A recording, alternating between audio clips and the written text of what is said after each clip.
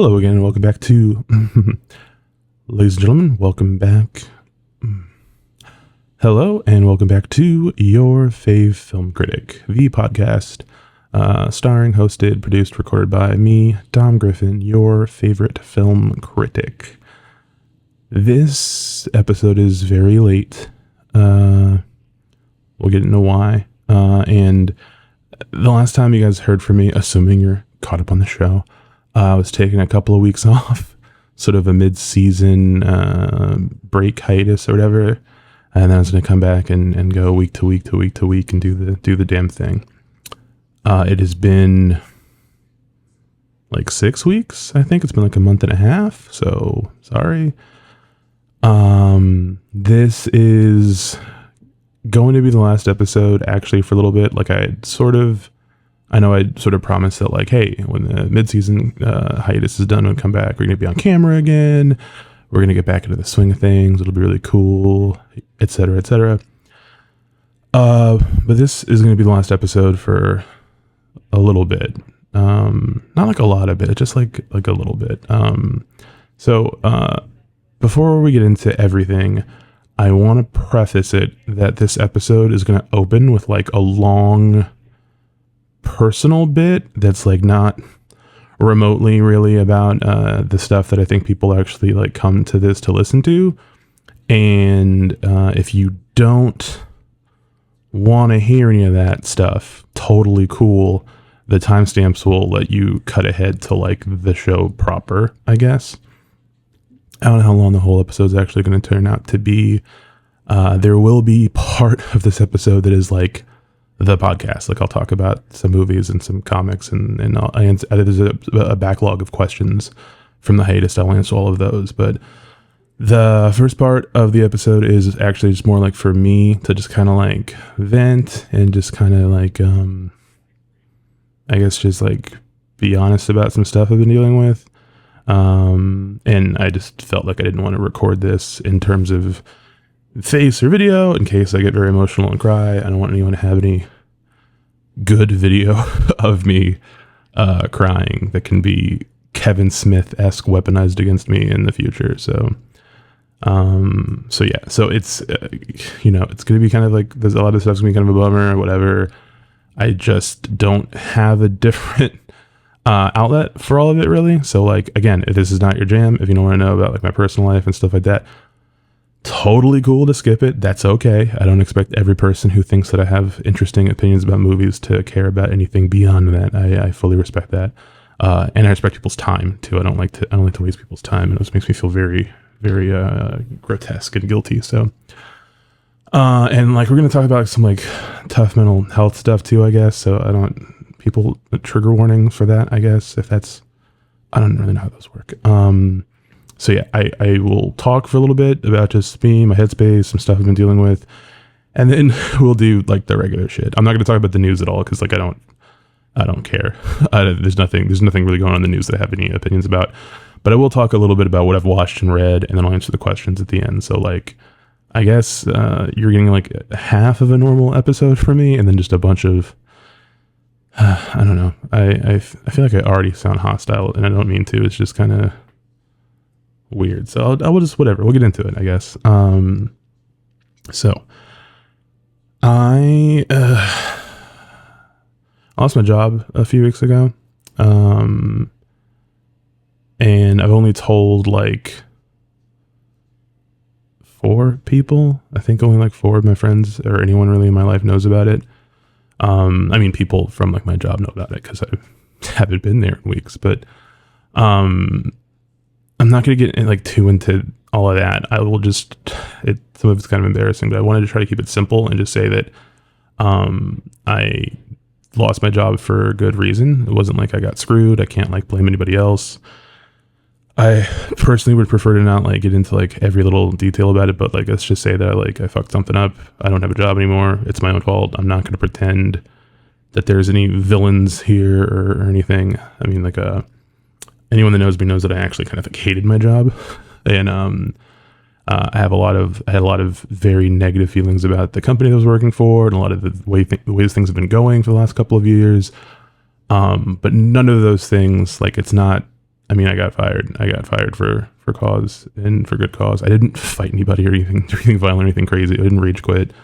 It was just an unfortunate situation. I made some mistakes, and I'm jobless, which sucks.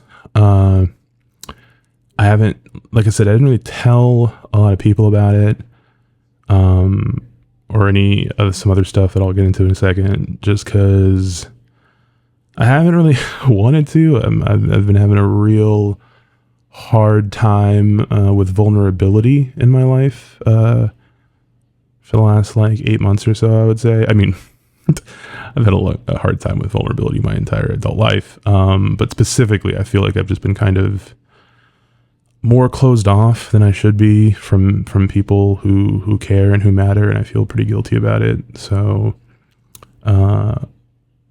the long and short of it is, most people that know me know that I've been fighting with like depression since I was like a kid, basically. Like I've always kind of had issues with that. I mean, a lot of people do, not special in that regard.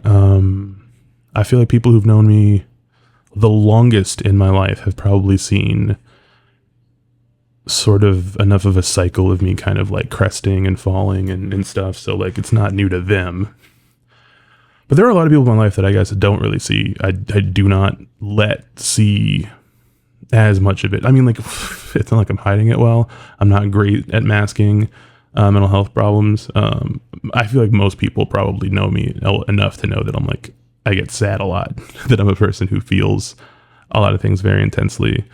I'm medicated for that specific reason, just to like make the experience of living bearable, I guess. Like, I'm very sensitive to a lot of things. I'm very attuned to a lot of feelings. And one of the only ways I'm able to kind of function as a person is that I have a lot of control over compartmentalizing them, and probably a lot of very unhealthy levels of repression and all sorts of things. If you've listened to the pod long enough, like it comes out here and there. Like I obviously, like, I don't think anyone would listen to this and be shocked to be like, that guy's got probs, you know? But for the last like 8 or 9 months specifically, I feel like I've been very, I hate to use the word calculatedly because it makes me sound like a fucking supervillain, but I've been very like purposely being more repressed than I've probably been in a long time. Like, it's not hard actually to like pretend to be good or to pretend to be all right, in the sense that like ultimately people want you to be okay. Do you know what I mean? Like, even people that really care, like, they want you to be good. They want things to be okay with you. And you know, because they care about you. It's not like a bad thing that they want you to be all right. And for me, it's even easier, I guess, to like repress and mask and hide it because I make myself very available to people who are also not okay. I care a lot about the people in my life, and when they're struggling or having a hard time, like I want to do anything within my power to be able to help with that. You know what I mean? Like I saw a meme earlier today. This meme's not even that funny. I'm just laughing at the image in my mind right now. It's like, I know you've probably seen it. I'm not even going to put it up on the thing. I realized as I was like mentally mapping out how everything I was going to talk about today, that like, I feel like I don't want to, usually, okay, so the inside baseball process for the pod, like the video part of the pod, since I've not been recording my face, is I'll just download like B-roll images for the show before I record it of stuff I know I'm going to talk about. And I started having to be like, what am I going to fucking put on this? Like half the episode's going to be me being really like, you know, like bearing my soul or whatever.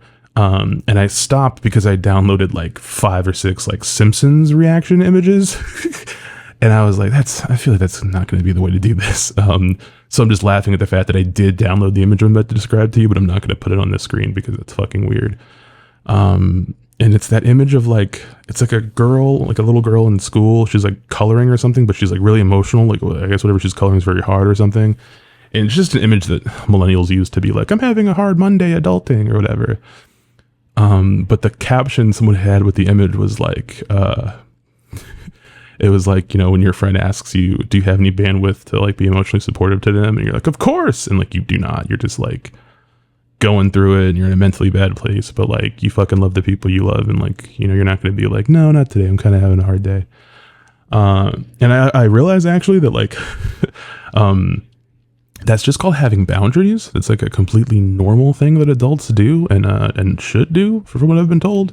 But I don't. I rarely ever do. And it's easier to be someone who listens to people who have problems and to offer support and distraction or wisdom or whatever the fuck than it is to just be a person with problems. So I'm someone who has just been kind of throwing myself into listening to other people have issues rather than being a person who deals with his own issues. And like, you know, who among us hasn't, you know, I'm not perfect or special in that regard, but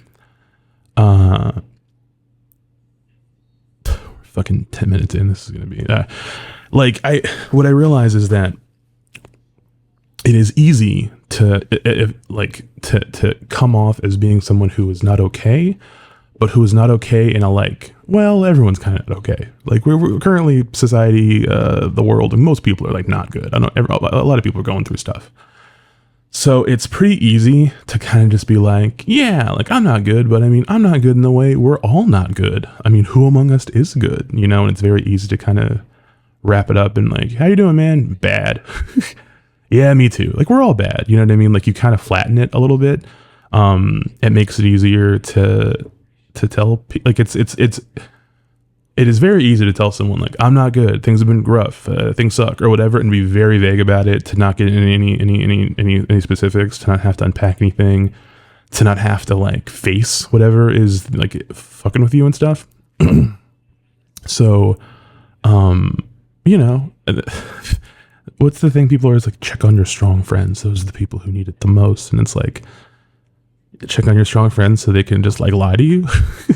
Like check on them so they can be like, no, I'm good, man, I promise, you know, because like most of the people that like are being silent that you need to go check on, they are going out of their way to not have to like tell you that they're not good. You know what I mean? So like, even if you genuinely give a shit and you want them to tell you the truth, like they don't want to tell you the truth. They don't really, it's a whole thing. So I've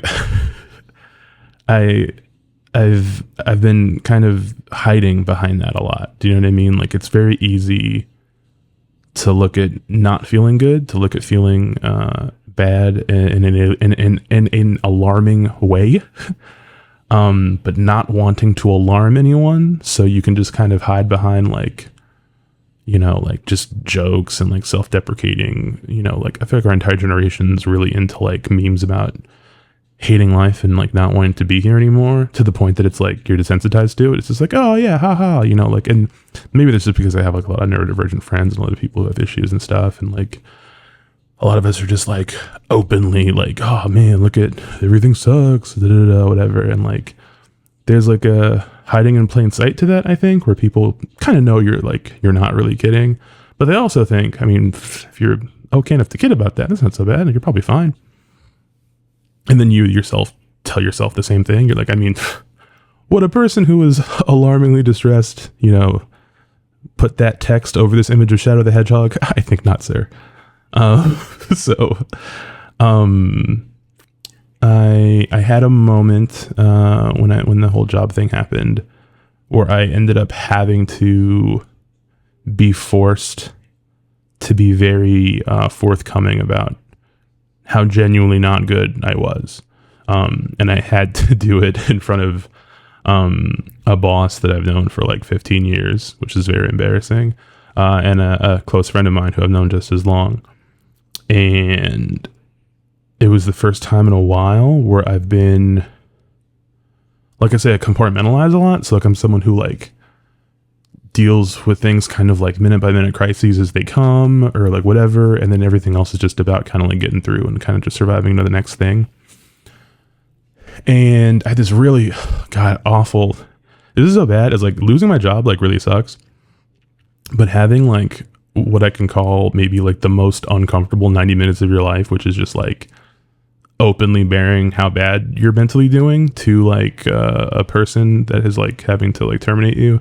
And then a friend that has to be there for like the witness in case you like kill them or something, whatever. That's having to be like, yeah, I know I've been saying for several months that I'm not good, but I'm like way not good. I'm like even less good than that seems. I'm like really super not good. I've been like mentally, I don't want to be specific. I don't know. I don't like say the S word really and like alarm people or freak them out, but like I've been really not good. I've been really, really having a lot of like dark, awful, bad thoughts. And it's the sort of thing where like if you really deal with that long enough, it stops being like a big, scary, awful, dark, gloomy thing, like the way it's presented in movies and stuff. It becomes this very like just pervasive, acceptable level of like defeatist dread or whatever, and you just sort of start looking at your life from the perspective of like, well,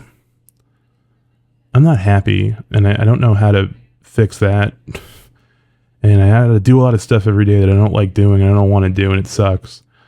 And it becomes a comfort at some point to just think about like, well, at some point I'll just like not be dealing with this. I don't know how else to describe it other than like you get so down that you're like, well, fuck. I mean, at some point, I mean, I know like, I guess more adjusted people look at bad times and they think like, hey, bad times past, you're gonna be okay. Good times are coming. And that's like good that people can do that. But like, I've been in a mental place where I've looked at it from the other perspective of like, well, fuck, this can't last forever, in the sense that like, I can't last forever. I will probably not really have to fix a lot of these things, which is bad. I'm aware. And it was just like a super uncomfortable thing to like be saying these things in front of like two adult human beings in a professional setting. And then, realizing like, they're not going to want to let me leave this room now. This is the thing where you like at a hospital, like you have to say like, I'm not good, but I don't want you to fucking keep me, and having to look at a person's eyes that you had essentially considered to not care about you as a human being whatsoever, and realizing that they do, and feeling really guilty that they are now alarmed and concerned about you. And it's like, and then like just talking the way that, I mean, like, whatever, I talk the way I talk everywhere that I go. This is just how I sound. So like, joking about it and like trying to be disarming and like realizing that makes it sound even worse. It was really bad, and it was really terrible. I don't want to dwell on this specific thing for much longer, but there was a part of it that really is that a friend of mine was kind of going through some stuff of his own that I'm not going to fucking put on blast here. It's not my place. And I had already, as this was happening, planned to spend the next day with him because like he'd been going through some stuff, and like, me, I care about my friends. I want to be there for people, no matter what. And I told this other friend, I was like, whatever happens, can you just not mention this to him? Can I just tell him later in the week, like, I'm literally going to go see this guy. He's having a hard time too. I don't want to talk about any of this. Like, let me just go kind of be there for my friend. Let me do something that I know that I'm good at. Can I go be like of use? Can I go do something of value? And he was like, no, I mean, I get it. He's a very smart guy. So I went, and it was like a fucking, like the day was like structured like a weird episode of a show where there's like a plot that someone's hiding, of like, I have to keep walking around these like potholes in the conversation of like, oh, if I answer that accurately, this is going to come up, and I met up with this friend, and he talked about the stuff he was kind of dealing with and a lot of similar feelings and stuff. But he was just so much more mature about it, man. He was so much more like put together, and like, I was both like jealous and like a little bit angry. I was jealous because I was like, man, like you looked at how you've been feeling and immediately, not immediately, but close enough, like recognize like, hey, this isn't good. I need to get help. I need to be honest about these things. I need to and like, I was like in awe. I'm like this, I love this man so much, and I care about him so much, and I was so proud of him for being so like on it and shit. Like, yeah, man, I'm not doing good, and I'm going to do these things and fix it all. And like, even within that space, even as we're having that conversation, I was just sort of feeling like damn, brother, can't relate. You know what I mean? Like, I was still just kind of like, yeah, I don't know about all that. I don't know about all that, you know, getting help. I don't know about all that being honest about my feelings. I don't know. It doesn't really sound like for me, man. I was feeling very like, you know, RIP to your emotional vulnerability, but I'm different, you know? And that was awkward and awful. And then he ended up finding out anyway while we were hanging out. So that was incredibly fucking awkward. And then I think I made him feel bad because he felt like I was, you know, repressing this for him, and it wasn't really like that. And it was just a whole thing, whatever. He's an amazing human being. He's a very supportive human being. He's a brother to me.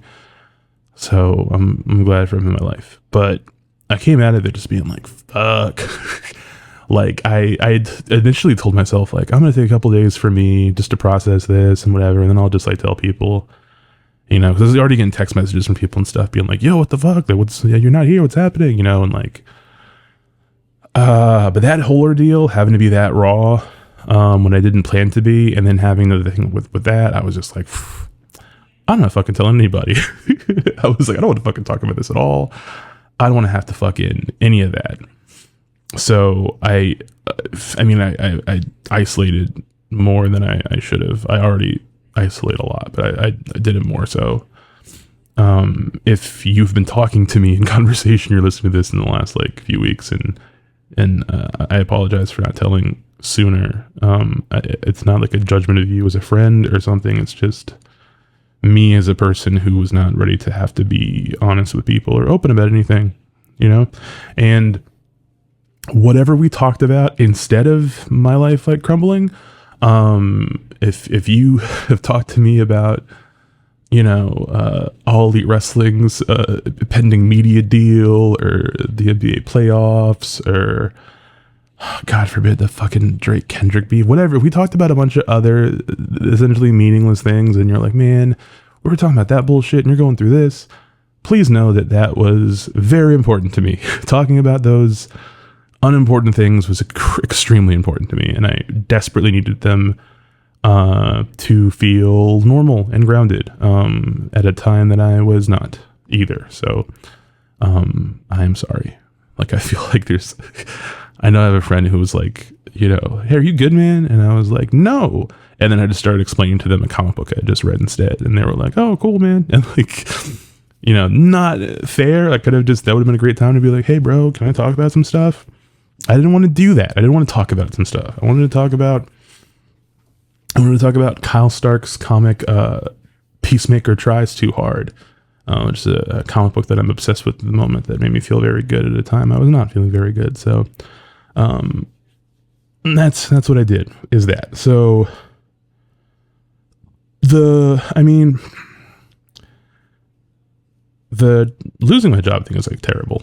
I have like no savings, and my girlfriend has also been out of work on and off for a while now, and mostly as a result of a lot of health issues that she's got.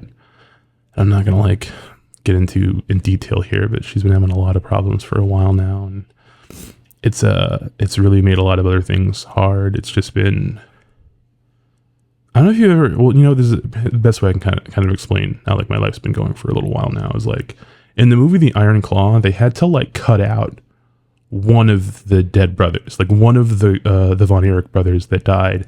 They had to cut him out from the story entirely because like the viewer, a movie person, even if something is told to them as like a true story, if you watch it and it becomes like too overkill, they will think it's not real. And I feel like if I really just sit and write like a whole, unload a whole scroll of like all the various things I've been dealing with for the last like year and a half of like this home stuff, like work stuff, like family stuff, like just, if I just sat and was like this, all of it, like it starts to sound made up. It starts to sound like, well, what one person would have that much bad? Like what one person would like let things get to this point? And it's like, well, me, I did. And it's just because it's the downside of compartmentalizing things. It's the downside of like dealing with like individual crises as they occur and specific problems and stuff as they go, and like kind of always being in this space of like repressing how bad you feel to just try to keep the train chugging along, it's been really hard. And the job part is bad, obviously, and disastrous, actually. But then, like, almost immediately after that happened, I found out that my landlord is selling my apartment, and I have to find a new place to live next month. Which is going to be great with, like, no job. So, like, I'm looking for work. Like, I'm not, a couple of people that I did talk to were like, do you want to try to just get checked in someplace? Like, it sounds like you're not good in the head. And I'm like, well, no, because if I get checked in, I might come out to nowhere to live. So I can't really do that. But I will say that I have a therapy appointment on Monday. I found a therapist. I've tried therapy a couple of different times in my life, and I never found anybody that it fit with. And I convinced myself for a while that just being medicated was enough. And I guess it kind of was, sort of. But like, you're also talking to a guy that like doesn't own a winter coat. Like, I don't own a winter coat. And like every year that I go to get a winter coat, I'll get one that doesn't like work right. I don't like it. And then I end up just like layering a lot. I just end up putting on like fucking 6 sweaters at once or whatever. Because it works, and because like it keeps you warm, and winter's not that long anyway, you'll be fine. And that is literally how I actually deal with like most real life problems, is like, in this case, I think a winter coat would be seeing a therapist regularly and getting help from a professional to develop healthy coping mechanisms and heal from trauma and better your relationships with people or whatever. And then putting on a bunch of layers of sweaters is like whatever the fuck I've been doing to not blow my brains out. So I'm going to go get a coat on Monday. I'm going to go do the thing and try to get some help, which I would hope that anyone listening to this would hear that and at least feel a little bit more comforted that I'm like taking it seriously. Because, you know, I haven't been taking it seriously. I've just been kind of like being miserable and like eating it, you know, just eating the misery. Not literally, but I mean just, you know, just like sucking it up, I guess. And anyone that knows me also probably knows that I'm not even like one of those like masculinity, can't talk about my feelings type people. It's not that. It's not a thing of like, you know, you're not a man if you're vulnerable, or you're not a man if you ask people for help. It's not that specifically. Like, I'm I don't know, probably one of the fucking sassiest men most of the men in my life know. It's not a thing like that. Like, I'm trying to like be macho and not talk about my feelings. It's more just like, I don't know, man. I got a lot of stuff to unpack. I'm ill-equipped to handle a lot of things. I'm a person who feels a lot and a ton and maybe too much. And the way I've chosen to try to regulate those feelings has not worked. And these last couple of weeks have been really hard, just because like I already had such a bad work-life balance that the minute going to work was not a part of my routine, like I've had like fucking dreams about it, and I've had like stuff just pops in my head at random parts of the day of what I would normally be dealing with, and then thinking like, you know, do I have to reach out to them to remind them about this or whatever, which is like not real, not a thing I have to do or should do or whatever. It's been really hard to adjust, because like it's like in one way it's like there's less stuff on my plate. Like there's a lot of stuff that like it was killing me that I was so sick of dealing with that like I'm kind of free from, but I can't be like happy about it because it's not like I'm free from it and have another job. I'm free from it and now I'm just like fucked. So like, and then God, just the process. I mean, I don't have to tell anyone. Here's the thing. I know so many people going through it right now, and a big part of why it's easy to not sit and like talk about your own shit is because you know everyone else has their own shit too, and you're not special. Like, I have plenty of friends who are already struggling trying to find work and stuff, and are already going through their own stuff. So like, I don't want to seem like I think my thing is like the most important thing in the world or something. But I had to kind of recognize like shit. I was like fixing my resume and stuff, and I was like, fuck, man, I've been doing a variant of this fucking job for like 15 years. there's like a 6-month stint I had at a not movie theater related job. You know what I mean? So like, I mean, and the industry's not in a great place. There's a ton of other things in that field. And obviously I have other marketable skills from that job that are not movie theater related. I've just been kind of flailing and applying to like anything that I think I could reasonably do. I'm not picky. I'm not like, you know, whatever. I just want to like be able to survive and support myself. But like, I don't know. It's just been like a big thing. You know what I mean? Like, I was reading earlier this year that like, from an astrological standpoint, that like a lot of people are kind of ending like 15-year cycles of their lives. And I was like, well, I guess this is one of mine, you know, and it's a lot. I don't know. I'm kind of flailing. I always write like a little outline for the episode. And the part for this was just like, you know, I think I just typed the words. Typed the words vent, just let it out. And now I'm realizing that it's kind of all over the place. And like, I think a half hour might be too much of people's time to just be like whining, essentially. And I feel like most of my listeners or my friends in general are people who like would be like, you're not whining, it's okay. But is it okay? Is it okay to just be fucking, you know, I don't know. I felt dead for a while now. The last several months I've just been feeling like not really here. And I just kind of hop from like hyperfixation to hyperfixation. You know, for a while, I mean, this podcast was a pretty good thing that I liked having, and I still like having in my life, while I kind of figure out what is it that I want to do next. Like, I don't want to fucking work here anymore. Although right now, I obviously would have been very happy to keep working there until I found something better. You know, there's things I want to do with the channel. I never have the emotional and mental energy to do them. Like, I have so many friends too who do such magical, like amazing things. Like one of my friends sent me the first few issues of this new comic he's got coming out that I can't talk about yet, but I'm so excited for it to come out because it's the fucking best work of his whole career. And like, it's so good. It made me feel like, oh my God, like people can like do such like really special, cool things from inside themselves, you know? And I'm so proud of that guy. You know, another one of my friends sent me like a new screenplay he wrote recently that he wanted me to check out. I have not read it yet, brother, but I will soon. You know, like there are people who are making and doing really good things in this world, despite it being pretty crummy. And I just have not figured out what that is for myself, you know? I did something very stupid a couple of days ago.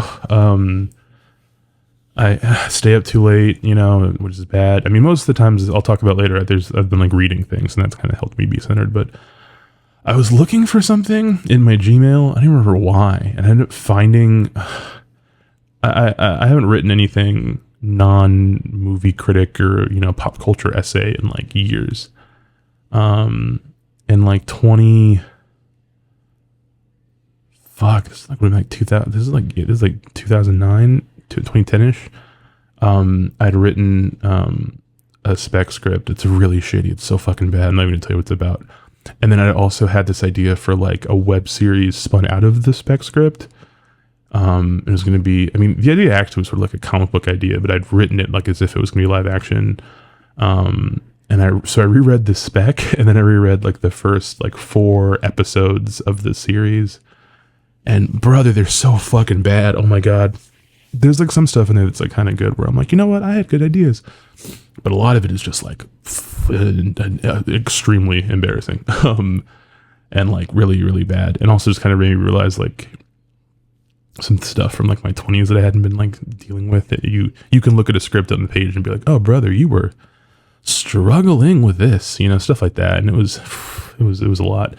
But it reminded me like, man, I miss making stuff, you know, and I don't know if that's something I mentally this year I'm going to be able to get back to doing, is like writing quote unquote for real. I don't know how much longer I really want to just share my opinions about what other people make. Like I might want to just make some stuff myself maybe, but I don't know, I'm not really there yet. And I'm like God being on all the fucking job boards and stuff and looking and realizing like, oh my God, I have sunken so much of myself into this specific set of skills. And much of it is like, you can do this here, you can do this here in this other industry. But like, I just hadn't realized like I've just been running this fucking hamster wheel for so long. And then it's like, I'm off of it and it's terrible. And it's like, my life is like in crisis now. But on the other hand, I keep trying to look at it as kind of being like, well, this could be the beginning of something really new. Like I'll find something good or it doesn't have to be something adjacent to my real interests as long as it pays the bills. And then I can, better use my time to make stuff if that's what I want, or figure out what I'm going to do with all of this, etc. I don't know. I'm doing this on the podcast because I have a lot of people that I'm very close with that I really care about who have not told about any of this.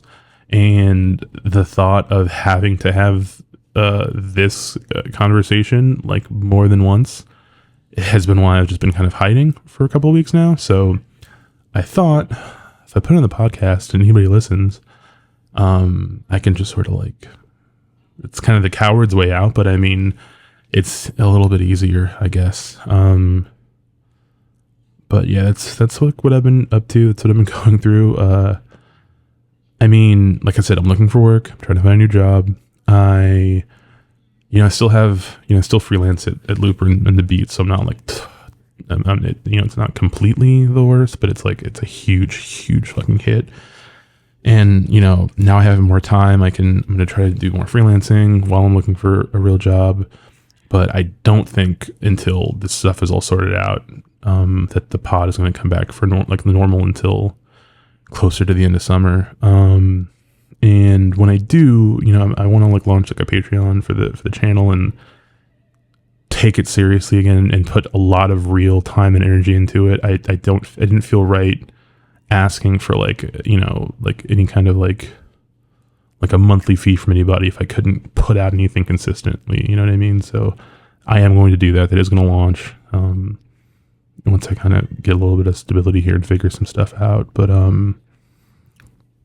in the meantime, like the whole finding a new apartment stuff is going to be like hell because I have horrible credit and no job at the moment. So finding a new place is going to be an ordeal. But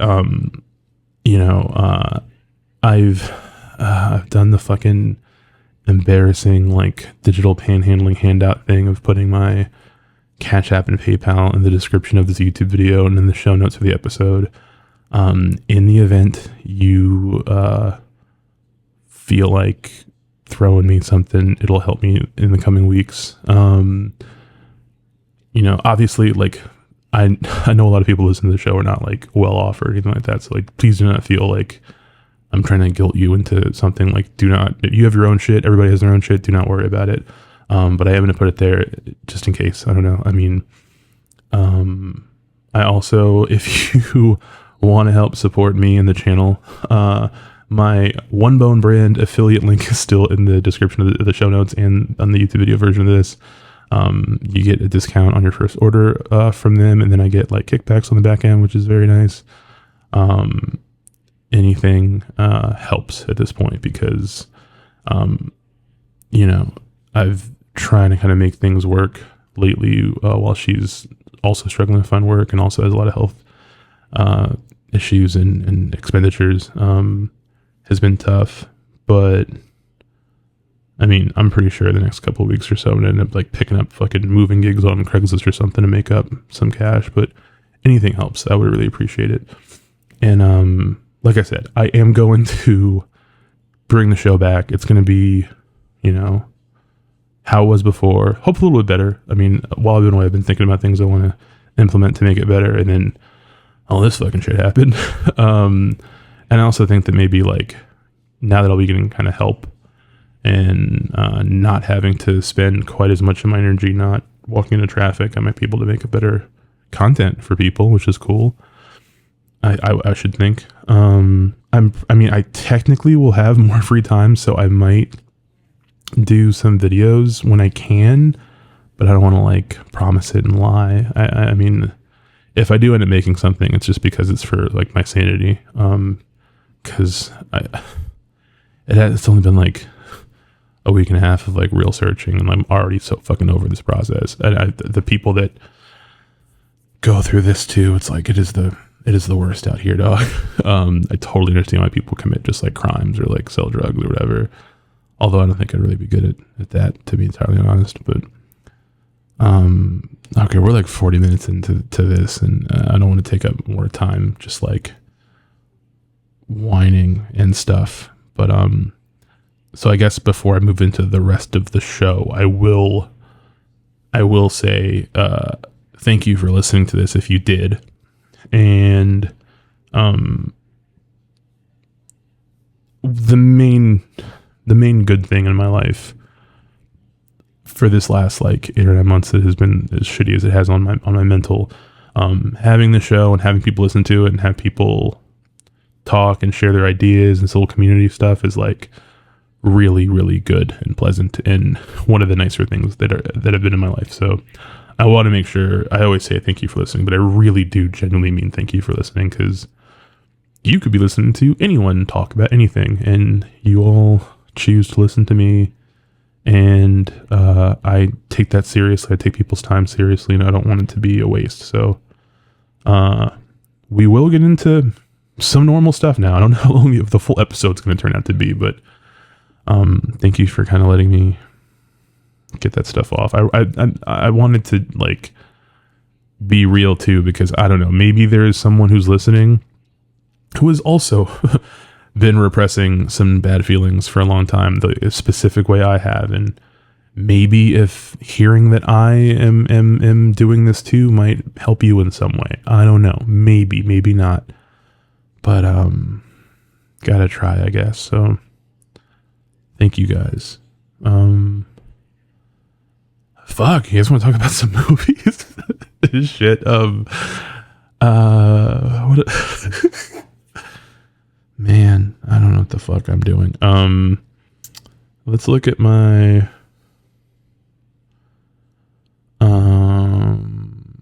my notes of stuff. Sorry. I haven't been on like recording in like a month and a half, so I just kind of forgot like this whole zone.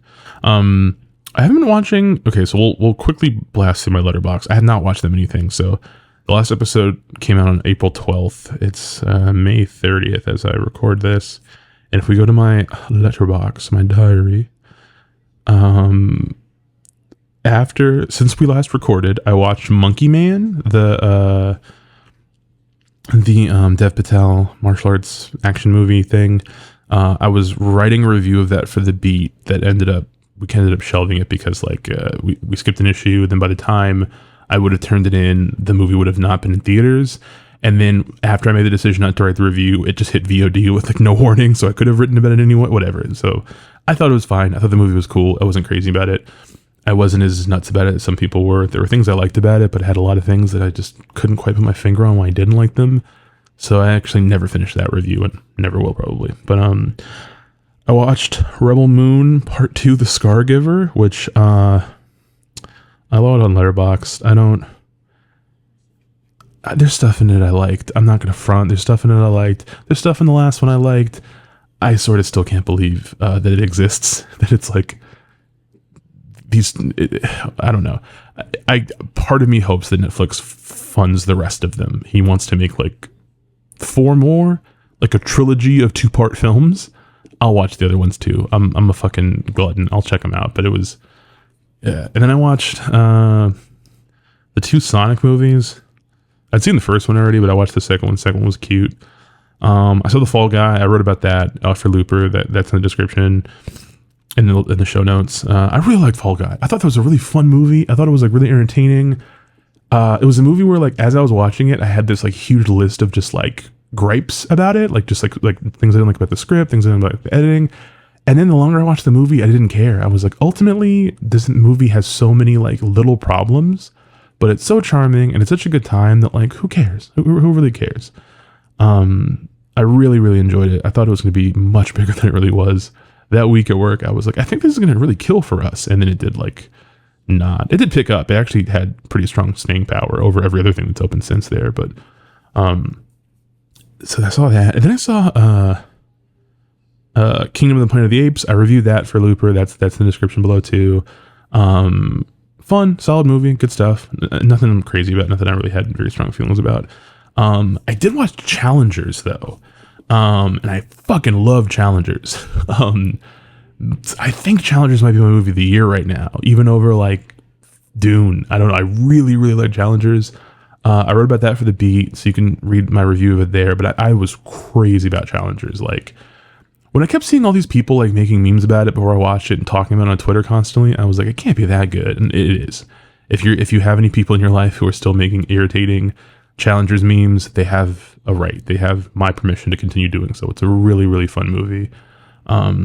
I really can't wait to watch it again. It's like on VOD now, but I haven't watched it yet. I will at some point. Just a really good, easily my favorite Luca Guadagnino movie. Great performances from the three leads. Really good score. Really, really love that movie. I have like zero complaints, like none. And I've seen people have like pretty valid criticisms of the movie, and I just keep being like, no, I don't want to hear it. So watch Challengers. Oh, then I saw. If you guys haven't seen this, Connor O'Malley has like a stand-up special called Stand Up Solutions. It's a stand-up special, but I guess it feels more like a short film, like a performance art. It's a very strange thing. But if you guys know Connor O'Malley and you're even a little bit of a fan, you have to see the special. It's incredible. I can't even like really describe it. One of my favorite things I've seen recently. I really enjoyed it. It's really, really good. Connor O'Malley is like a genius. Like, I feel like people really like Bo Burnham, and like Bo Burnham's like a pretty like normal guy and pretty like straightforward and stuff. I feel like, not that they do the same thing, but I feel like Connor O'Malley, in terms of like super tall, blonde, comedy guys with like who are big into concepts. I feel like Connor O'Malley is like just so much more daring and exciting and weird, strange. Stand Up Solutions is fantastic. It's like one of my favorite things of the year. Then to gear up for Furiosa, I watched every Mad Max movie ever. I'd only ever seen Fury Road. I'd never seen Mad Max or The Road Warrior or Thunderdome. I hadn't seen any of them before in my life, so I watched all three of those the night before. Mad Max is really good. I think people who tell you to skip Mad Max are like people that tell you to skip Phantom Blood if you get into JoJo's Bizarre Adventure. Like, no, don't skip it. Watch all of them. What's wrong with you? Toe Cutter is easily as cool as pre-Stardust Crusaders Dio. You know, I think you have to watch the whole fucking shebang. But The Road Warrior is really fucking good. And then I thought Beyond Thunderdome was better than I expected. Also, like, Tina Turner's like really hot in that movie. I mean, I know we all know that Tina Turner's like a gorgeous, talented woman, and we've kind of always known that. But me personally, specifically, I didn't know that I was going to be really into her as like a boss of like a post-apocalyptic town or whatever. I was very into that. I was very surprised. Then I rewatched Fury Road, which I had not seen since it came out. And it's still really good. Holds up really well. Every nice thing anyone's ever said about it is pretty true. And I really dug Furiosa. I thought it was really good. Some of the parts of the movie that weren't crazy for me were like the fact that it's a prequel, and it's like, I saw a Twitter thread where someone was saying that like, if you think about Furiosa as if it was the Animatrix, and if this had come out in animated form right after Fury Road, it would be like, it would make perfect sense. But the fact that it's taken like this long, it feels like kind of strange that it's like, yeah, you know, but I really liked it. And I feel like it's the first George Miller movie that to me feels kind of, this is a weird, it doesn't feel like a Quentin Tarantino movie, but Tarantino has always said how like he feels like the sequences and set pieces in his movies are like songs in an album, and you can just watch those set pieces by themselves and be good.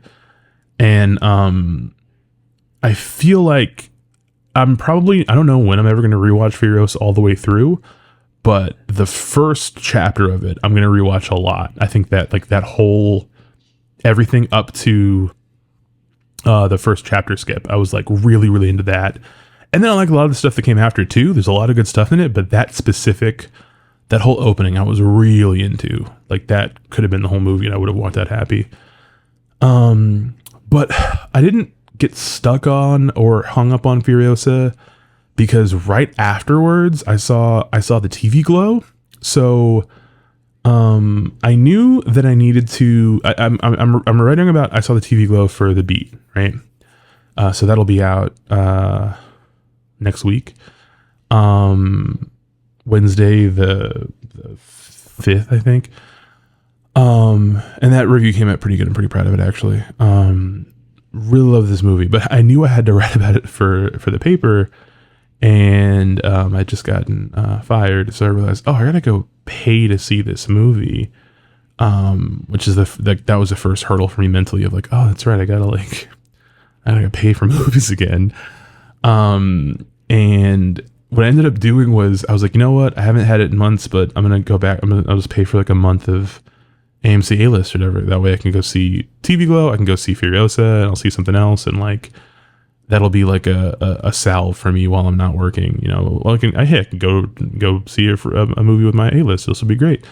And then I didn't realize that like because I'd canceled A-list the other month or whatever because I wasn't really using it.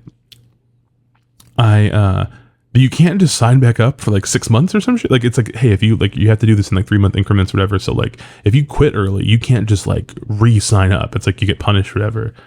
And I was like, oh, that sucks. Because I didn't want to do like the Regal or the Alamo one, because they are just worse, you know. And so I just said fuck it, and I just made a new account entirely, and it allowed me to sign up for like 99 cents. So like, I have 1 month of AMC A-list that I paid $1 for. And I got to see Furiosa, and I saw the TV Glow, which is a good steal. I don't think there's anything else coming out I really want to use it for, but hey, it's there. I have got it. So I did it as a double feature, and I got to see Furiosa in Dolby like I really wanted to, and it was good. It was great. But then I saw TV Glow, and I went into it with relatively low expectations because it seemed like it was going to be kind of like an art wink type of situation. Like I wasn't crazy about World's Fair. And I just got the vibe that it was going to be one of those movies that was really good and was really going to be amazing for some people, but not for me. That's kind of what the vibe I got going into it. But then I watched it, and I was one of those people. I was one of the people it was amazing for. I had such a good experience with it. I was really, really, really impressed. And like, admittedly, I'd been pretty like emotionally closed off, like as I talked about earlier. And I liked Furiosa, and I felt good during the movie, and it was entertaining, but it didn't really like get me where I live like that. And then I watched TV Glow, and I was like, oh, this is like really hitting like hard. And it was a really strong experience. Writing about it was actually very difficult because I kept being like, this movie is so good and it's so special, and I don't know if I'm capable of getting that across. And it was really kind of eating at me because now I'm like, all right, well, I don't have a job. Now all I am is a film critic. Let's hope I can be good at it. You know, like can I please be good? And the nicest thing that has happened to me all week for real is like I turned in my review to my editor at the Beat, Terry. Shout out to Terry, fellow Libra Terry. And I was really nervous because like she'd actually seen the movie already. And I was like, oh, well, Terry's seen it. She's going to know if I fuck this up. She'll know that, like, you know, I'm just fucking screwing the pooch. And she really liked it. So, like, I felt if the review comes out and nobody else likes it, I actually feel okay because, like, Terry liked it. And that made me feel like I'd done something good or correct, which I have not felt recently. So that was very nice. But if you've not seen it, also the TV Glow, like, if you're even kind of curious about it, I can't imagine it's going to still be in theaters in most places. Like I had to go all the way to Alexandria to watch it myself. But whatever hits VOD, absolute must see. Like I really watched this movie and I came away from it thinking like, for some people, this movie is going to be a movie they never fucking stop talking about the rest of their lives. Like this movie, because sometimes stuff comes out, and even if it's good, you're like, well, that was good, but it's over. Like we're not gonna come back to that. We're not gonna talk about that. But I think people, you know, like for real, I think it's really going to stick with people for a lot. It's going to stick with me, I think. Yeah. So those are the movies I watched. In terms of like, I did watch a little bit of TV. I've been watching the new season of Doctor Who. We're 4 episodes in, I think. And it's been pretty good. It's been pretty fun. kind of light, kind of airy. They've set up like fucking 6 different like season-long mysteries or whatever. And like Screen Rant every episode writes like 19 new articles about the theories and stuff about what's happening.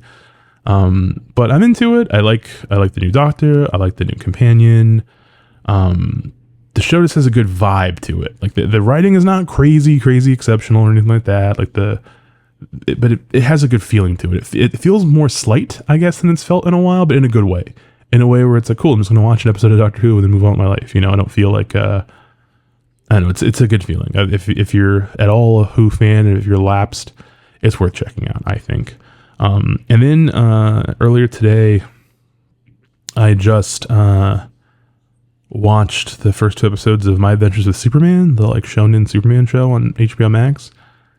And the whole time, I really like it. It's like not my favorite Superman related thing, but it's quite good. The whole time, all I kept thinking was, man, this should be getting just at least a little bit of the fucking love X-Men 97 got. Because it like looks nice. The animation's pretty solid. The storytelling's pretty good. It has a lot of heart. It feels really good. And the thing I like about it is that it doesn't have too much dip on its chip.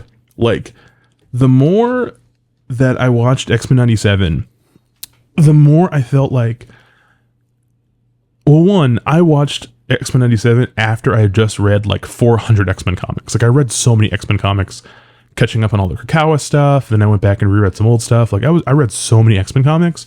So to me, watching the show, it was just like, all I saw was the seams. All I saw watching the show was like, all right, that's from this. Okay, they're trying to shoehorn in this from that story. They're trying to do this. Like, they were trying to do so many fucking things in like Aaron episodes, you know? And if you don't read a lot of X-Men comics on a regular basis, and there hasn't been an X-Men movie in a while, there hasn't been like much X-Men anything if you don't read the comics, to you, if you like the X-Men and they look like the X-Men from when you were a kid, most of the work is already done for you. Like, it has like the nostalgia factor of looking like the 90s X-Men comic or cartoon. And then they gesture at some of the more like radical political stuff that like more recent X-Men comics have delved into. It felt like Bo DeMaio had like created the perfect version of X-Men to pop Twitter. Like, it's perfectly designed for like all the Twitter threads about, if I had an MCU movie, it would be like this. Here's how I would do it. Like, it feels like a show designed for that. And at times that works. I mean, some of the stuff's pretty good. I'm not going to front. I don't think it's a bad show. But the level of hyperbole for behind the show, I was like, man, these people are fucking starving. You know, like, if you miss the X-Men this much, brother, there's so many X-Men things you could pick up right now. There's like even some like mid X-Men comics or even some old X-Men cartoons. Like, there's so much stuff you could pick apart that like, I mean, these people are just starving, I think, is the issue. And like, watching My Adventures with Superman, it has a really cute, like, sweet vibe to it. And it's not trying to do a million things. It's a lot more like, I don't want to say straightforward, but it doesn't feel like someone's just stuffing a bunch of shit into something. And like, the longer I watched 97, by the time we got to the 3-part finale, I was like, they did way too much in these episodes. Like, they went too far. It was like too ambitious to me. So, you know, I don't know that a second season is going to be. The thing that's funny is I think the second season is going to be less good, and then everyone's going to go, oh, it's because they fired Bo. If he had stuck around, it would have been good. When the reality, I think, is like, no, I think if he'd stuck around, he would have run into the same problems because like he tried to do too much. And I think it would have been much better served by like scaling it back a little bit. Like, did we need any of the Madeline Pryor stuff? Like, for the purposes of the show, you could have just been that Scott and Jean had a kid and the kid had to go to the future. You know, did you need the fucking the video game episode or whatever? Did you need, I don't know. A lot of it just felt like, well, this happened in the comics. Well, this happened in the comics. I'm like, yeah, but like, all of these things did not happen in quick succession this way. You know what I mean? Like, fucking Life Death was not that close to like anything involving Bastion. And also, the second they had Bastion as the main villain, I was like, okay, you guys are doing Bastion, this like fucking 90s like Scott Lobdell villain or whatever. But then I can tell that you were trying to imbue it with some of the shit from the Omega Sentinel stuff that they were doing in the Hickman Krakoa era. So it just felt like it was, again, trying to do too much. So I'm kind of glad the show is over. I hope that the next season is better or whatever. But if you're looking for animated superhero stuff that you can really dig on, I assure you that My Adventures with Superman is like actually pretty fucking good and definitely worth checking out. There's only 2 episodes this season so far, but if you can get over the fact that Deathstroke the Terminator is on the show, he's voiced by Chris Parnell, then yeah, really good show. That's a weird thing. He looks like he's on fucking Team Rocket, but... Oh, I also, I don't have a lot of things to say about it, but I did just watch the Movie Pass documentary, Movie Pass Movie Crash on HBO Max as well. As someone who lived through the business end of the 2018 Movie Pass summer, I think it's a pretty great documentary to check out. It was cool learning more about... I never knew that the company was founded by 2 black dudes. And then Mitch Lowe and that other guy essentially like took it over and then ran into the fucking ground. And some of the parts of it actually hit pretty home to me, like listening to like an important person talk about like, here's our plans, and then people on the ground being like, that's not going to work, and then just being like, fuck it, do it anyway. I was like, that hits a little bit too close to home, but good doc, definitely worth checking out. I don't know the Movie Pass is ever going to become a sustainable business. Well, I think the documentary ends by saying that they relaunched it a couple of years ago, and I think they said that 2023 the relaunched version of the company actually was like turned a profit or something. I was like, oh well, fuck, that's cool. Good for them. I mean, I feel like AMC already ate their lunch by just making the Movie Pass doctrine a part of the company, but it made me realize that like I'd only ever seen the interviews with Mitch Lowe from Netflix talking about it, and all I kept thinking about was like, this guy's trying to recreate the Netflix model for a theatrical exhibition. It's not going to work. We all said that at the time, that this is not going to fucking work. I didn't understand that was not the business. Like the people that created it, that's not what they were trying to do. That's what he tried to do once he came in and like took it over. And you know, it was an impressive idea in terms of like, that's a neat idea, not based in reality. And it's a cool concept. It's a cool concept, you know, in terms of like driving up a stock price and getting a big subscriber base, but it was not sustainable. The number one thing that I want to say from someone who worked on the boots on the ground for this is that Movie Pass, like so much of what Mitch Lowe kept saying was like, okay, but like once we have 5 million subs, we will have such a foothold in the movie going public that studios will have to give us money to market their movies. And then theaters will have to cut us in on concession sales. And it's like, one, that was never going to happen. No company was really going to do that. But 2, the key important thing I need you to understand, I worked at a theater, we had Movie Pass. From the minute we started working with Movie Pass or starting accepting it and to the end, that killed our per cap, like our concessions per customer. It was so, any day we had heavy Movie Pass usage, our sales plummeted. I didn't like tracking it like on a spreadsheet of like, look, I'm telling you, if you tell a person, give me $9.95 1 month and you can see 30 free movies, they're not psychologically feeling like, well, now I'm free to buy popcorn. They think, well, fuck it, I already am seeing a free movie, technically. Why ruin a good thing? I'm not going to spend any money. And we would see people would come in, you'd have a set that has a lot of like Movie Pass tickets, and then you would watch people just go right in. They wouldn't even stop to look at the concession stand. They wouldn't even entertain the idea of spending money there. They already were kind of getting out. And if they bought popcorn, if they bought soda, they were fucking up the value proposition, this imaginary value proposition, you know? So, well, I guess it wasn't imaginary, it was real, but I mean, it was imaginary and then it was not sustainable. But, you know, the guy and the real founder seemed like a nice guy, and I'm glad he got his company back, and I hope that they continue to do good things with it. In terms of what I read, as I alluded to earlier, one of my key hyperfixations was that I finally got really into JoJo's Bizarre Adventure. A couple of years ago, like 2021 now. Oh fuck, that's like 3 years ago. Shit.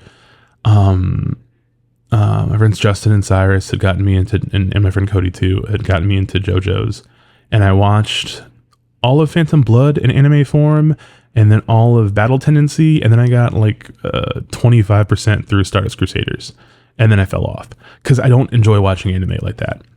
And by like that, I mean I can't watch just hours and hours of it.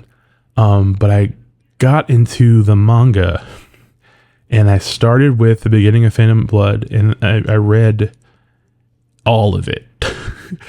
There was a couple of weeks in a row where all I did was I would go to work, I would come home, and I would just read JoJo's. I wasn't doing anything else in my life. I wasn't going anywhere. I wasn't watching any movies. Most of my hiatus, or at least the first half of my hiatus, was really just reading JoJo's Bizarre Adventure. I read, I don't know how many, what is it, like 700 chapters? I don't know, it's a lot. But that comic's been being published for like as long as I've been alive, basically. And I made it all the way to the current, was this volume 10 or whatever, or like this 10th series of JoJo's, all the way up to the JoJo Lands, which is being published now. And I was like, so sad when I made it to the end. It's not at the end, but I mean, I'm so sad that I made it to the point that like now I will just read new volumes whenever they drop, like I do with regular comics. And I was like, oh, I don't want to do that. I was enjoying the binge element of it, but I binged through so much stuff, and I was so into it. It was all I could think about for a little bit there. It's such the art is incredible. The storytelling is incredible. It just even like, well, one, there's a whole back catalog of like memes that make sense to me now. But even now that I've read the whole thing, I've even seen people's like widest criticisms, and I'm like, I don't agree with that. I don't believe in that. That's dumb. I think this is just great.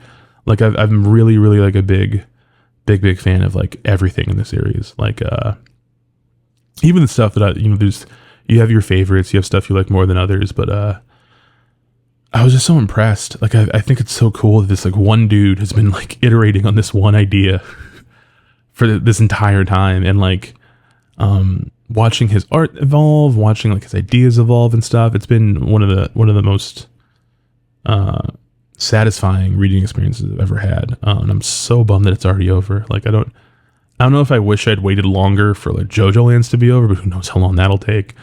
Who knows if the Earth is going to be here by then? But yeah, it was. I really love JoJo's.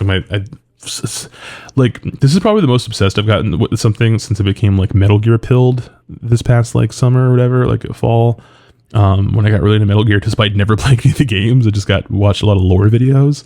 The JoJo's thing was that, but like times a million, and it was like all I wanted to talk about for a little bit. And I guess technically I'm kind of still there, but I'm trying to be different. And then I read some other American comics too once I burned through all my JoJo's. I have like 4 or 5 different mangas that friends have wanted me to get into, but I wasn't ready to like create any of those commitments, so I've just been kind of like rereading some old stuff. I reread some Warren Ellis stuff. Like I got really into like Wildstorm comics again out of nowhere. So I reread some of Warren's work on like The Authority, and like rereading like Global Frequency, but then also reading some of like Ed Brubaker's stuff, like Sleeper and like Point Blank. I was just astonished by how many comics I have that just have Grifter in them. I just think Grifter's really cool. Specifically, I got really obsessed briefly with there was a point where Grant Morrison had been brought in to relaunch the Wildstorm with Jim Lee, and they did 1 issue of Wildcats, like a reboot of Wildcats. Just 1 came out. That's it. And then 2 issues of an Authority comic with Gene Ha. And it's just crazy to me that they talked all this stuff up, and it went nowhere. There's never explanation. It was just like, this is just over. So I read that stuff. And then like I mentioned earlier, Kyle Starks, who is he's been like a Twitter mutual for like a decade. Really, really cool guy. Very good guy. Very, very like good heart. He's done a lot of really great graphic novels himself. Like he did Sex Castle, Legend of Ricky Thunder. He did a lot of stuff. He's definitely a lot of comics, but like I didn't realize he'd done some like stuff at the Big Two recently. So like I read this. What happened is I was deciding I was gonna go through all of Garth Ennis's Punisher work. I don't remember what caused me to want to do that, but I've never done that. I'm going to go through he's written like 100 Punisher comics. And then when I was going through and like looking up how many he'd done on Wikipedia, I saw that he did like a Peacemaker one shot, in like 2022-ish. And I was like, oh, I'll be curious to see what that's like. And Garth did this like one shot about Peacemaker. But it was like very clearly DC was like, hey, we got the Suicide Squad movie coming out. John Cena's playing the Peacemaker in it. Do something with the Peacemaker. It's Black Label, so you can cuss. Do whatever you want. And then he did, and it's this like very typical lazy Garth Ennis type thing. It's very violent and stuff. And it has nothing to do with the take on the character that James Gunn came up with in the movie. It's completely unrelated. And then the movie came out, and then they did the Peacemaker show. So then DC wanted someone to do a comic that was more like the show, that was more like comedy and funny and Cena-facey. So they got Hal Starks to do it. And this comic, Peacemaker Tries Too Hard, is like very much, I mean, if you've ever read any of Starks' stuff, it's very similar to that. Starks is very good at comedy, but his comedy all has like a real heart in it. Like his stuff is funny, but it's always very like genuine. He had this book, well, he didn't do this book, but Matt Fraction did a comic in DC a few years back called Jimmy Olsen's like Superman's Best Pal, whatever. It's him and Steve Lieber, and it's like 12 issues, and it's very funny. It's very irreverent. It's like this book feels a lot like that book. It feels like that book allowed this book to exist, even though it's Stark's own thing. He's not just like aping Fraction. And it's just a story about Peacemaker having no friends, and like no one really gets him. They think he's an asshole. And then he finds this dog that he names Bruce Wayne because he looks fancy. He looks like he's wearing a tuxedo. And then Monsieur Mala and the Brain kidnap the dog. So then he has to like do shit for them. It ends up being this like crazy 6-issue miniseries thing. They get to cuss and stuff because it's Black Label. They've got Snowflame, like the cocaine supervillain, is in it. The Red Bee is like an old World War II DC hero, is in it. Amanda Waller, all the Suicide Squad people are in it. It is so funny, and it's so sweet though. It's like, it's really, really funny. There's a bunch of like really good gags and funny lines and stuff. But ultimately it's like there's just a real sincerity to it, and this real empathy for this like goofball, ridiculous fucking character. And I remember the whole time I kept thinking, like, I wish someone at Marvel would let Starks do something with Deadpool. I don't even know if he's interested in doing that, but just because like Deadpool used to be a character that was like funny and goofy, but then it was still like, there's still some real heart to it. You know what I mean? Like some of Joe Kelly's stuff in the book, or even the way Rick Remender wrote him in like Uncanny X-Force. And like everyone else just does like fourth wall Reddit humor or whatever, you know? And I was like, man, I think Starks could do something really cool with the character. So if you're an editor at Marvel and you hear this, you should hit your boy up. Why not? He'd be so good. And then Starks also did a book at Marvel that I literally bawled my fucking eyes out reading, called Marvel Unlimited, where like a bunch of pets from the Marvel Universe have to team up to fight like Mephisto's son Blackheart. From like Marvel vs. Capcom. I mean, it's not who he's from, but that's I think what most people recognize him from.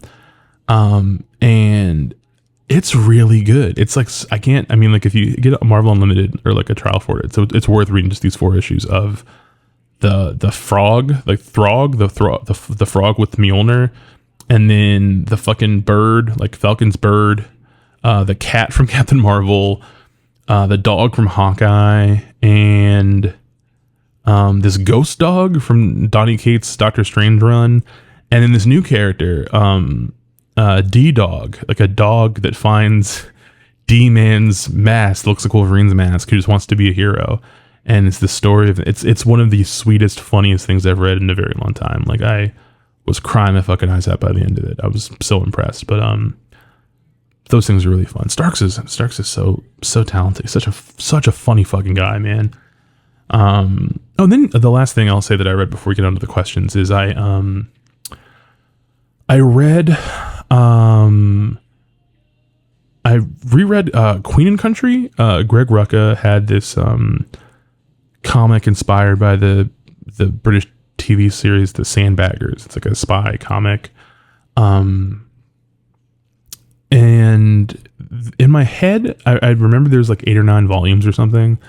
And I'd read them all, I thought, but I hadn't. And what bothered me is like every volume is its kind of own story arc. That each volume has a different artist, and it just kind of follows special. I can't remember like the acronym, but it's like this unit of like 3 special operatives and like all the political stuff that's around their missions and everything. It's really, really good stuff. It's realistic, and it's like at the time timely, but it's still like thrilling and exciting. Really, really good shit. And I got so mad near the end of it because I got to like the second to last volume, and it was like, oh, there's a prose novel he wrote that takes place between these 2 trade paperbacks. And I was like, okay, what? And I couldn't find like a basic just summary of them. Like, oh, hey, if you missed this is what happened. Like, no, nothing. I was like, I'm not about to go read a whole fucking book in between this binge read. And then when the last volume is over, there's 2 more prose novels. So like there's like 3 fucking books you have to read to get the end of the story. I'm like, but it's been a comic this whole time. That's so fucking weird. And I haven't decided if I'm going to read the books either, because I like Rucka's writing. I've read some of his novels. He's not a bad novelist.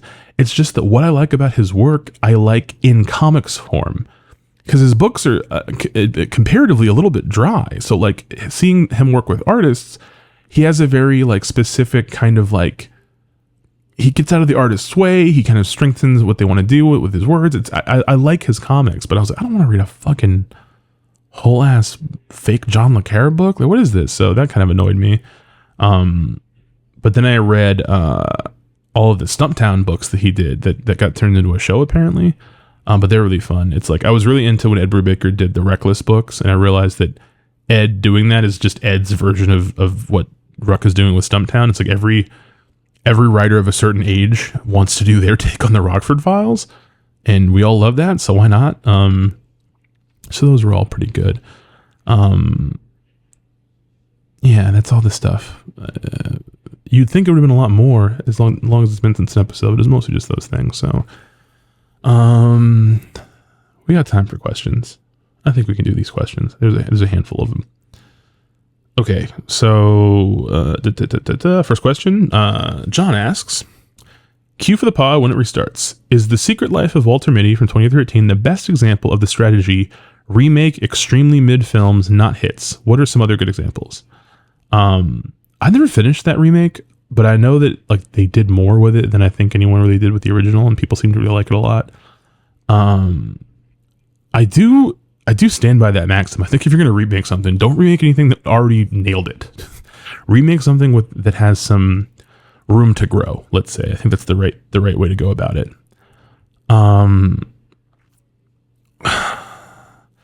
I wasn't sure what I was going to say, so I wrote a couple of answers down. I wrote The Birdcage down because that's a remake of La Cage aux Folles. But I never watched the original, so I can't say that one's not great. But I mean, I feel like the Birdcage definitely eclipsed it. And then I thought about Little Shop of Horrors, which again, like not like the original's like not good, but I mean one of those kind of ended up eclipsing it, which I feel like is sort of a different question than what you're actually asking. But it made me think about a different thing, which is like, I really like when a movie has a sequel that is sort of like a remake.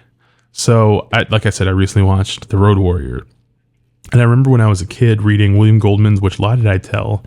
And how he always said that sequels are horrors pictures, that people only make sequels for the money, so they're never any good, is what William Goldman said. And that George Miller took offense to him saying that, because Miller was like, no, I made The Road Warrior because there was shit I wanted to do in Mad Max we couldn't pull off. I didn't have enough money, and this time I did. And that's why I think it's better. And I thought about like Evil Dead and Evil Dead 2 sort of being kind of like that. And then this is different. It's not really a sequel, but Michael Mann revisiting LA Takedown, the TV movie, and remaking it as Heat, which is it's a very different thing, but has a lot of the similar beats. So I sort of like, it made me think about the idea of like filmmakers getting do-overs. Like that's a cool reason to remake or continue something. Is let me just do this one more time, but now I know how to do it better. And I think that's interesting. It's kind of like when Quentin Tarantino said he was briefly considering remaking Reservoir Dogs, but doing it like with all women or something. Like that would have been cool. That would have been an interesting way to end your career. Is like, how would you approach this now that time has passed? So that's something that I think is fascinating in terms of like other movies that are like remakes of things that were not that great to begin with. I still stand by that. Like Ocean's 11 is like the standard to me. Like that's like the best example. But thanks, man. Good question. Next question. Super the Billy Bob asks, question for the pod. What is the distinction between detective movies and cop movies? Are detective movies a cop movie subgenre, its own distinct thing, or is there just overlap on a Venn diagram? Okay, so I think there's overlap because there are cop movies that are detective movies, and there are detective movies that are not cop movies, right? So there's a lot of detective movies, they're not cops. Technically, they're like Private Eyes, or sometimes there's a detective movie, but it's like some guy gets forced into the role of being a detective. Sometimes it's like a fixer for the mob or something who has to solve mystery. Like, to me, the detective distinction is there is a central figure who has a mystery to solve. And I guess technically those kind of fall under the same kind of crown umbrella as cop movies, but to me, a cop movie is a cop movie because there's like a cop, and because it really deals with like the force and like stuff like that. So I think cop movies tend to be more about either like a renegade cop who like doesn't play by the rules, and then he finds out that his like lieutenant is crooked, like that type of stuff. And to me, that's kind of a different vibe than like when I want to watch a cop movie. It doesn't have to be good at all. Like, I'll watch a cop movie that's just like a shitty cop movie because the paradigm of the cop movie is interesting to me. Whereas I like detective stories a lot, and I expect more of them. I want them to be good mysteries. Watching a boring mystery doesn't really do it for me. It has to be a pretty good mystery. It has to be exciting. It has to be interesting. Whereas a cop movie, you get enough guns together in a room, it'll probably work itself out, you know? I think it's a more forgiving genre, I guess, is maybe the best distinction I could make. I love detective movies though. I love detective movies specifically where it's a private eye who used to be a cop, and then they have to interact with the only cop they're cool with, and all the other cops don't get along with them because they're always causing problems. That's one of my favorite tropes. And it's like, you know, they get beat up and they get put in the holding tank, and their former partner has to come get them out and be like, "Hey, buddy, I told you not to do this anymore, man," or whatever. I don't know. Those are big comforts for me. Next question. Tony asks, how do you balance creating, writing, recording, editing, etc., and consuming watching in your life? That is a good question. Badly is the answer that I have. I feel like when it comes to the channel, or just like when I have to make stuff, I mean, the last time I was not working regularly before this was like during lockdown, and I had a pretty good balance in that I would have things I wanted to write about or things I wanted to make videos about, and then I would just make lists of what I needed to watch for research, and then I would watch those things, and then I would jump over and make stuff. Like, it was for a little bit there, like probably the most productive period of the channel. I was doing both a lot. I was watching a lot of stuff and reading about a lot of stuff, and then writing about it, and then making videos about it. Like, it would be like a, you know, I might watch 4 or 5 movies during the day or something, and then I'd spend the night writing the video, and the next day I'd record it, and then I'd edit it, and then I'd have it out by the next day. It was like kind of like a back and forth between the two. But having a real job though, when I still had one, I would do a lot more. Like, I would go through periods of consuming and then periods of creating, and I would always kind of keep them separate. And it might be a bit before I feel inspired to create, but I'm always kind of down to consume.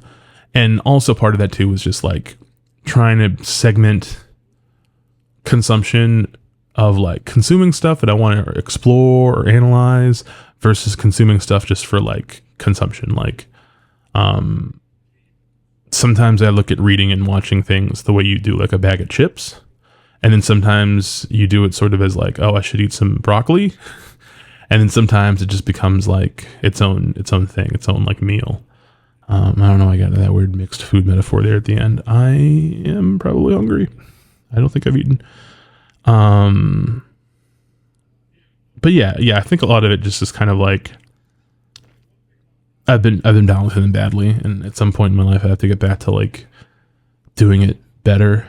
Earlier in the pod when I mentioned that I'd reread some old scripts that I wrote, it reminded me that during that period of my life I was reading and consuming a lot of stuff, and then those things were appearing in my writing like so blatantly in a way where I was like, man, was that just like, it wasn't like stealing, but it was like I was very heavily in that period where everything that I wrote, everything that came to me was like, I was already imagining the interview I would do about the work, about what inspired me. Like, oh, well, I was inspired by this, and this. And like anyone who knew me and read it would be able to go, oh, I get it. Okay, you cribbed that from this. You were inspired by that.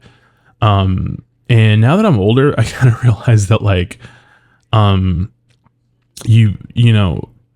guess, I mean, like I said, I haven't been writing in a long time, but like, I do sort of know my voice better now than I did when I was younger. So like, I might get inspired by something, but now if I get inspired by something, it's more like I get inspired by like a structural thing or like a sort of like detail or something. Not so much like I watched like a detective movie, I want to go write a detective movie. Sometimes it would be like I watched a detective movie and that made me think of an interesting way to tell this like love story I've been kind of like noodling with.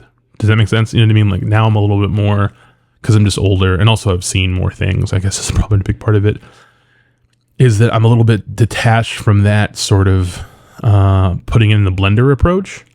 But I do still think that approach is really cool. I miss being young and just kind of like throwing shit together and being like, hey, I want to do this.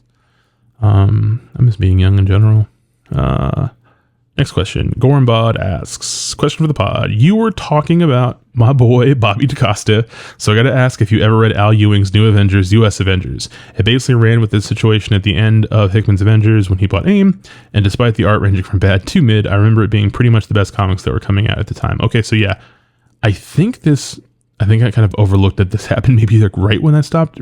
I think like the day that you posted this question, I had got onto Marvel Unlimited and I read every Al Ewing comic from the beginning of Mighty Avengers onward. So I did end up reading all of the US Avengers stuff. I ended up reading all of it, and I actually really ended up liking it. Like Al Ewing gets this rep sort of as being like the one smart, imaginative writer at Marvel, and he's like stuck making corporate comics.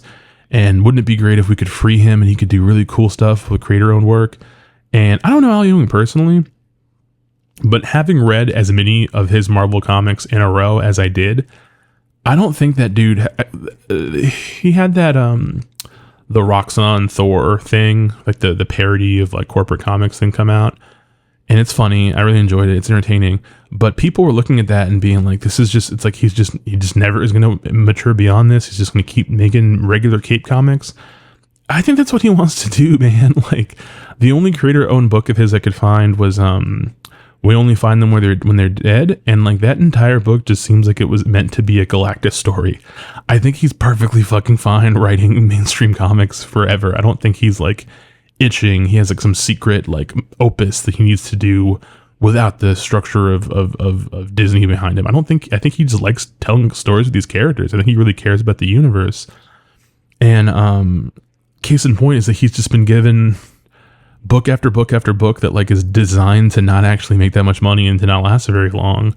And he keeps trucking along. I really like those books, but the thing that stood out to me the most was that following the through line from New Avengers through US Avengers, all the different stuff, I ended up having to get interrupted by several events that I never read. It was around that time that like after Hickman finished Avengers and all that stuff and Secret Wars happened, I just kind of like tuned out of whatever else Marvel did for a little while.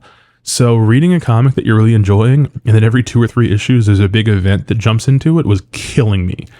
And Ewing, I think, handles that intrusion better than a lot of other guys, because I think on a mechanical level, he just kind of gets that this is just the job. And it was both fun and sad to see him doing that. And to see this through line of like, man, he kind of kept this set of characters going pretty far and has been doing pretty fun. The only point where I checked out was when he ended up having to merge.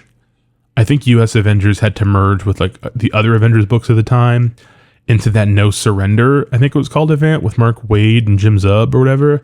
That shit was like awful. That was maybe my least favorite thing Mark Waid has ever done.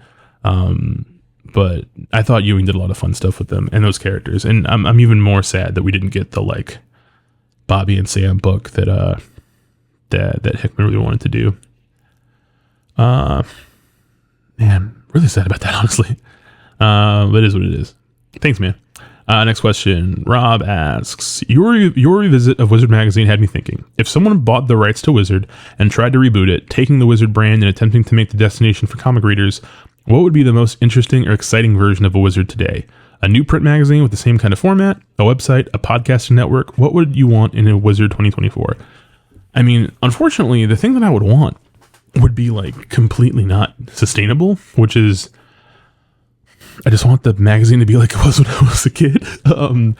Like, I think that I read so many issues that I saw the evolution, and the part that made me the saddest was near the end of the run of the magazine when they'd like slashed a lot of the staff. The magazine became shorter. There was a period where every issue of Wizard was structured like a listicle. It was like the 20 things happening this month. And then it was just regular articles, but everyone would have a number before it. Like these things were not ranked. They didn't matter. But it was just like you could tell they were trying to like get into like the way the web was working at the time. Oh, that's not really true because listicles hadn't become that du jour yet, but whatever. You could tell they were trying to figure out how to exist in the post-print world.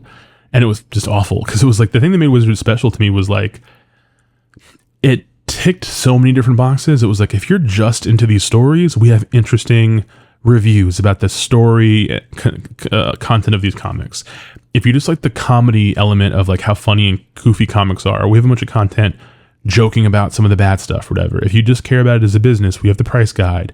We talk about the industry with professionals. Like, I feel like they had a really good prismatic view of comics.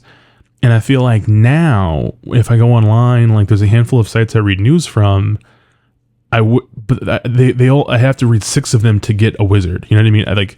I feel like there's an element of Wizard in like Bleeding Cool. There's an element of Wizard in like these different sites. You know what I mean? And like I think for a while the closest I came to really caring about a site was Comics Alliance. I feel like Comics Alliance for a while there, not that it was similar to Wizard necessarily, but I feel like it scratched similar itches to me. There was a wide array of content. They had a good bullpen of different creators and writers and artists and stuff that helped out. And I feel like if a Wizard existed today, I would want it to be like Comics Alliance, actually, really, now that I'm thinking about it. Like, I mean, perfectly, I would prefer a print version, or at least something that feels like a print version, even if it was just like a digital version you had to download in PDF form or something. Because I miss that. I miss magazines in general. But I get it. You know what I mean? I get that that's not something that's really like sustainable anymore. But yeah, if there was like once a month, a digital zine that functioned like Wizard, and people wrote articles and people wrote reviews and people did interviews, and they hired people to do like custom art content for like different features and stuff, like all that stuff that I liked about Wizard, if that came back but for the modern comics, I think that'd be cool. I don't think anybody would read it. I mean, probably, but I don't know, that would be really cool. That's something I would really be into. Thanks, Rob. Okay, we have one more question. It's a little bit long to read, but I'm gonna read the whole part just for the context. So JM asks, "Hey man, I've been enjoying your emphasis on comics these past few weeks. I love what you said in your last pod about some of the best parts about comics being untranslatable to movies, like the editor's notes, the dynamic author-audience feedback relationship, the dense lore, etc. It got me thinking about how, when I was a teenager, I wrongly really wanted comic book movies to faithfully adapt my favorite stories, and at the height of my enthusiasm for the MCU, when the Avengers dropped in 2012, I genuinely believed we were about to get a deluge of faithful Marvel Comics adaptations. It goes without saying that in the ensuing years, I was disillusioned. As a lifelong comic book fan, would you mind telling us more about what your relationship to comic book movies and adaptations have been like over time? Did you ever have a phase where you thought comic book movies could ever match or even exceed the best comic books, or have you always been skeptical? Did you ever have high hopes that were disillusioned? If so, what disillusioned you? For example, I can remember how I stopped seeing the MCU as an adaptation of the comics back in 2014 when Captain America the Winter Soldier came out, and I saw how they mangled Ed Brubaker's Cap and Bucky story arc. It was a weird feeling because I could tell they were trying so hard to recreate the feeling of shock that people had when they first read the Brubaker book, but none of it could land because the MCU did not have the same baggage of 70 years of Bucky grief that the comics had when Brubaker decided to bring him back. That's what it took for me to look at the movies as their own thing, separate from the comics, and to lower my expectations accordingly. Okay, this is a really good question. So, I don't think I ever thought like movies are going to be better than the comics, or that we'd get a bunch of really faithful things. I sort of knew that was never going to happen. I would say. So, I grew up when superhero movies, comic book movies were not the norm, right? So anytime a new one came out, it was like the end all be all. So I remember like one of the first issues of Wizard I ever got was around the time the Spawn movie came out. So I remember reading interviews with like Martin Sheen and stuff and how they made Spawn. And that was around the same time that they were like getting prepared to make the X-Men movie. So, so much of my feelings about superhero movies and comic movies at the time were like fantasy. You know what I mean? Like my mom and I used to like fantasy cast X-Men movies and stuff. Like that was like, things we did because we knew they would never happen, when they finally happened, like when X-Men 2000 happened, that was a thing where I realized I had personally given so much thought as a kid to what an X-Men movie would be like, that when they made one when I was 14 and it looked like that, it made me feel like we were just never going to get what I really, really wanted. You know what I mean? I just felt like, okay, they're always going to have to mute this or augment that. Like it's just never going to be what you really want. And I stopped being so obsessed with the idea of accuracy. And for a while there, I remember interviews with the guy that did Daredevil. I liked knowing that they were trying to make it accurate, even if they didn't succeed. Like I liked that in Daredevil, it felt like they were trying to, you could tell he really liked the Frank Miller books and stuff. Even if when you're watching it, it still kind of feels a little bit weird. So like for a while, I just kind of accepted that, hey, as long as their hearts are in the right place, we'll let them change stuff, is how I felt. Then I remember loving Sam Raimi Spider-Man, like the way a lot of people felt about X-Men 2000 is how I felt about Sam Raimi Spider-Man. I watched it 3 times opening weekend. It was a revelation, you know what I mean? And it's different. They changed a lot of stuff. It's not like super accurate, but I feel like that really, for me, got the idea of like not beat for beat, page for page, shot for shot accuracy, but like spiritual accuracy. If it feels right, then who cares, And then, we my thing was like, as I got older and as like superheroes became more and more prevalent in non-comic book media, more and more people would still cling to that, like the comics. And I'm like, they can't. Some of this stuff is just not going to work that way. Some of this stuff is just not. I remember the show Hero has become very popular, and so much of that is like, I like the idea of superheroes, but I've never read a single comic. So I'm just kind of coming up with stuff that I think is novel and different that exists. Like you're essentially writing like a very bland X-Men comic is what you're really doing. Like you're falling into all the same pitfalls that these comics have made, but like with less pizzazz. And then by the time the whole MCU thing happened, I remember around 2012, I remember the Avengers. I remember that was crazy. I remember that opening night, we were there at like midnight and everything, and all my friends have been like, I can't believe that. I can't believe we got that. That was so special. That was amazing. That's what we always wanted. And then like, I remember Winter Soldier. I really liked Winter Soldier actually when I saw it. I thought that was a perfect example of like, hey, you can change a lot of this stuff and make it its own thing as long as you're kind of like trying to capture the feeling of the comic. And I thought Winter Soldier was good. I didn't get disillusioned by that until Civil War happened, when I realized that like, oh, they can't let any of these comics breathe the same way. Like Brubaker's Cap run is very lengthy and has a lot of ups and downs and stuff. And like, there's no room for that if you have to set up this and this and this. Like, you know what I mean? Like it's like they're trying to mimic what happens to Marvel, like at an editorial retreat, but with way less screen time, because these comics, they have like multiple issues and multiple books, and these movies, there's only a couple of them, and they have to get all this stuff together and hope you figure it out in between. And so when I got to that point, I stopped caring entirely. I accepted, like, you know what? Sometimes we'll get stuff that's good and sometimes we won't. The last time I felt at all that something had gotten something really right to me was when the Batman came out. Because I felt like there were elements that I like about Batman that hadn't been on the big screen for real before. I didn't think the Nolan movies did. I didn't think the Keaton film did it. But I felt like it captured certain stuff that I had been wanting that I never had the language to want.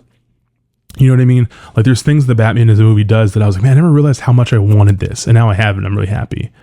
And so I guess going forward with superhero movies, that's what I'm hoping for more of, is not, I've always wanted this and here it is, but man, I never realized this is what I wanted. Like I've been very hesitant about it, but I really hope that James Gunn's Superman is like that. I hope that when I see it, I go, fuck, I never realized this is what I really wanted, but now it's here and I'm happy.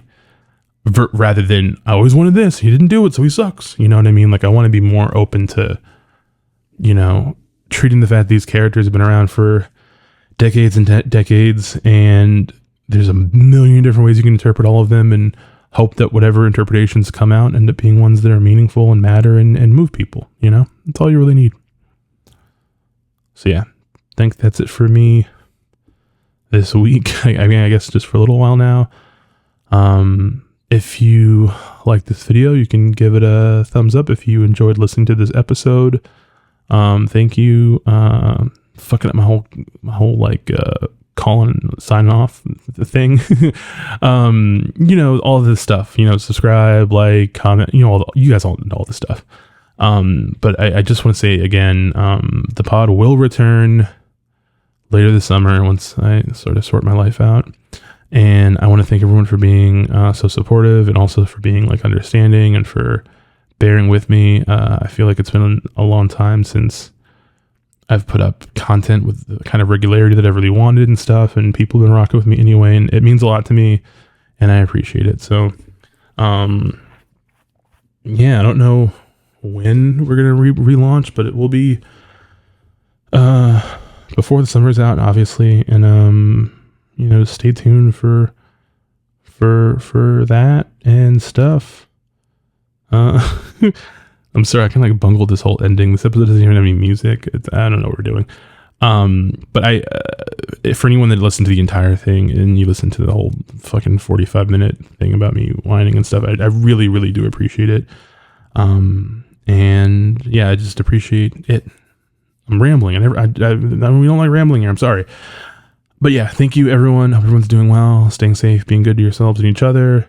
I'll be back. We'll talk soon.